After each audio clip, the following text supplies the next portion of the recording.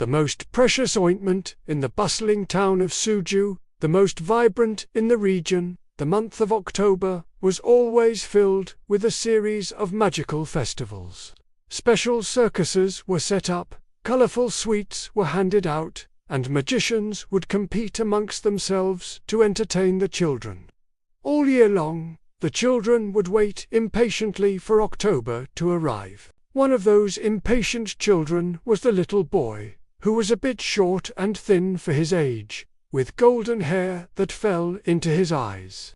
When the festival time arrived, the little boy woke up earlier than anyone else, put the wise book his older brother had given him into his bag, and quietly waited for his family to wake up. Just like last year, he would be going to the festival with his grandfather.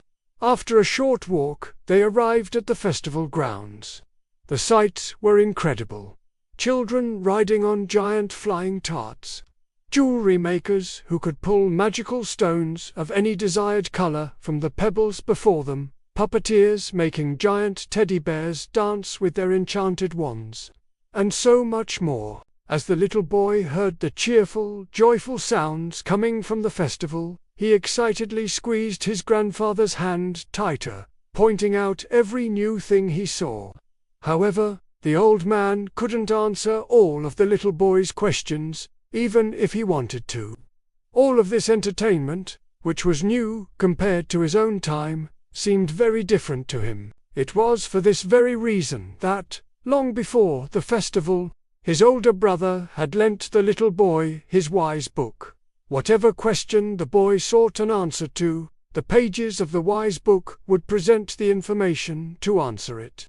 After spending some time at the festival and playing games, the little boy and his grandfather stopped in front of a cauliflower stand to eat. Just then, they were startled by the shouting of a burly aproned man across from them, and everyone's eyes turned in that direction.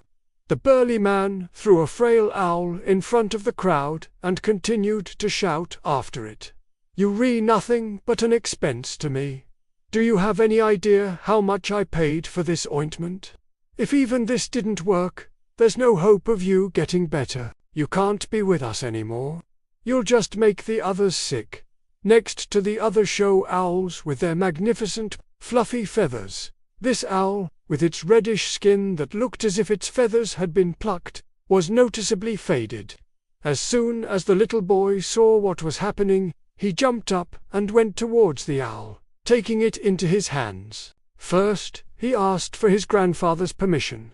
Then he took the wise book from his bag, because he wanted to learn how to heal the owl. After turning a few pages, he found what he needed to do to save the owl, and began to read. He turned to the burly man with excitement and asked, "Can I try applying the ointment too?" The burly man glanced indifferently, first at the expensive ointment in his hand, then at the child. He picked up a much cheaper ointment and tossed it into the boy's lap. "Here," he said, "the owl and this ointment are yours. I can't spend any more money on this bird. I have a show to prepare for." The little boy set the book aside and said quietly to the owl, "You are a beautiful bird." Taking some of the ointment the man had tossed him onto his small fingers, he began to apply it to the owl slowly, as if caressing it. This frail owl, which had been hanging its head low ever since its owner cast it out, was astonished by the sincere attention and affection it was receiving.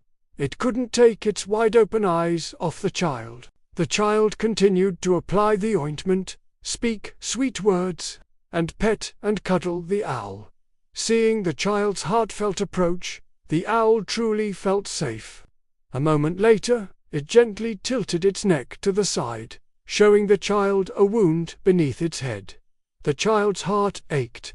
He took a little more of the ointment and, with small touches, completely covered the wound. He said to the owl, "I know you will get better. You are stronger than you think." It was after these words that the owl pulled its wings over its head and began to stir. Within seconds, its wounds closed with a shimmering light, and sparkling new feathers began to grow in the bare spots. As the bird shook itself in the child's palm, all its sick and faded feathers fell away. Then, its bare skin was covered with magnificent, fluffy, and colorful feathers, just like the other owls. The owl flapped its wings and soared into the sky. It drew circles above the little boy's head and smiled at him, showering down magical stars and glitter from its wings. The other owls in the group joined their healed friend, and they all began to fly joyfully around the little boy, performing their show. As the owls finished their performance and flew away, the little boy saw a very beautiful feather on the ground.